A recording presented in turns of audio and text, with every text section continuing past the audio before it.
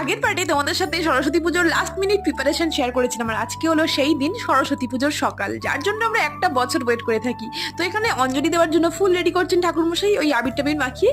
আর এখানে পাড়ার প্রত্যেকে মানে বাচ্চা বড় সবাই একদম ভোর ভোর স্নান করে পাঞ্জাবি শাড়ি পরে মায়ের কাছে চলে এসছে। এই পুজো নিয়ে বাচ্চাদের কাছে একটু ভয়ও থাকে আর অনেকটা ভালোবাসাও থাকে। মা যদি একবার রেগে গিয়ে মানে ফেল করিয়ে দেয় তাহলে তো হয়ে গেল, ওই জন্য বাচ্চারা একদম স্নান করে রেডি হয়ে চলে এসছে। তারপরে এখানে আরতি দিয়ে তখনকার মতো পুজো কমপ্লিট হলো।